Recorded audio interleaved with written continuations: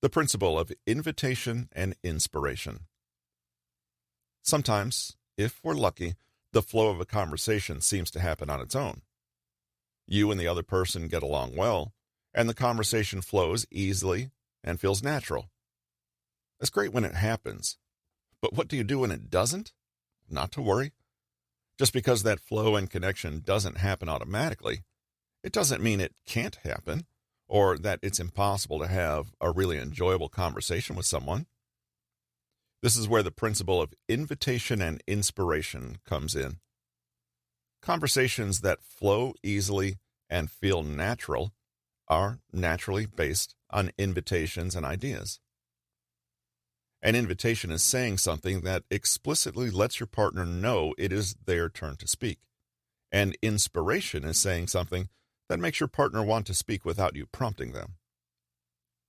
Juicy conversations tend to have both of the above in abundance, but if you find yourself in a flagging conversation, you can inject one or both to get things flowing again. The big idea is to keep them talking. Again, you don't save a dying conversation by talking too much yourself.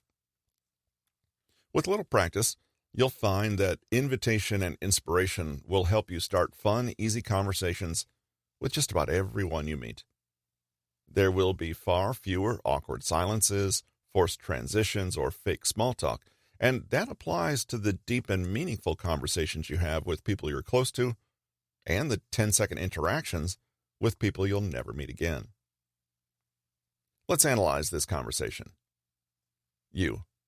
How's your weekend? Your partner. Oh, it was great. How was yours? It was fine. Ouch. So what happened? Well, you didn't give your partner a clear invitation. Your partner simply didn't know what to say next, and perhaps was unsure if it was his turn to speak. So he didn't reply. You'll know how this feels when the shoe is on the other foot. It's like the conversation comes to a screeching halt, and you're left standing there wondering how to jumpstart it from a cold standstill. Granted, this is a pretty basic example, but variations of the above are surprisingly common, and they're absolutely flow killers. An invitation is when you say something that lets your partner know it's their turn to talk, while an inspiration is when you say something that makes your partner want to speak up on their own. Either way, though, both are keeping things flowing because they are prompting the other person to speak. Without them, the other person won't know what to say or else won't feel particularly moved to think of anything to say. Take a look at this conversation. You. How was your weekend? Your partner. Oh, it was great. How was yours? You. It was amazing. I mean, other than the fact that I broke my leg. Oh, no, really? How did you do that? Well, I'm a competitive jump rope athlete, and I was attempting the Norwegian triple undertuck with a front spin. Wow. I didn't even know you could be a jump rope athlete. No, neither did I until last year. Were you any good at jump rope in school? Actually, I was, but I don't think I've picked up a skipping rope for decades. The above conversation is flowing. It might not be the most thrilling topic in the world, and it's not deep and meaningful or going to change anyone's life, but it's dynamic and moving, i.e., both people feel like they want to contribute, and there are no awkward silences everyone is trying to fill. I broke my leg. This is inspiration. Saying your weekend was amazing except for the fact that you broke a leg instantly inspires a question, how? The other person almost can't help but asking. That sense of inevitability creates flow and ease. I broke my leg doing the Norwegian triple undertuck. This is the inspiration for the same reason. Whenever you say something unusual, unexpected, or slightly bizarre or funny, you pique the other person's interest. You signal that you're no longer grinding along the same old, boring, small talk pathways. This, again, creates flow. Were you any good at jump rope in school? This is an invitation. Anytime you ask a question, it's an invitation. If you had continued with a third inspiration about your broken leg, it might have come across as a bit self-absorbed. But by bouncing that conversational ball back over the net, you are communicating that you are also interested in this other person, and you deliberately invite them to contribute too. It doesn't always have to be a literal question, though. If I were guessing, I'd say you were pretty athletic in school.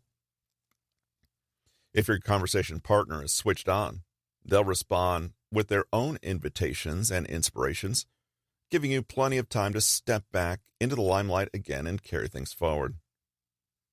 Typically, this inspiration-invitation technique is only needed to get people started in the very beginnings of conversations.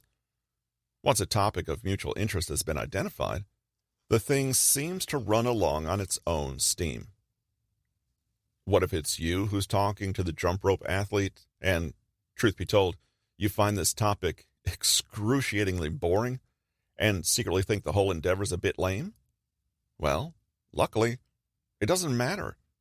You can still engage with their interest in the topic and later subtly introduce your own, or listen carefully to hear for something else they might be interested in so you can steer the conversation away from jump rope.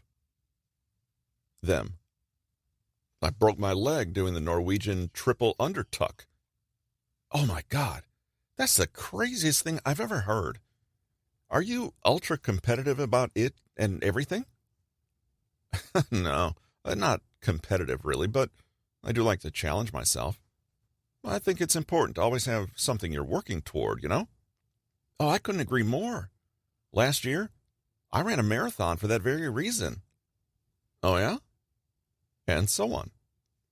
As you can see, the topic has been steered towards something you're more comfortable with, running, without ever losing flow. Here, the trick is that you use a question which politely invites them to speak. Are you very competitive? But which ultimately gives you more conversation fuel going forward.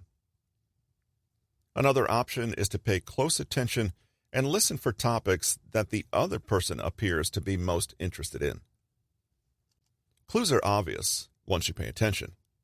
A sudden excitement in the voice, increased pace of speaking, increased pitch, more animated facial expression, close proximal space, using more energetic hand gestures.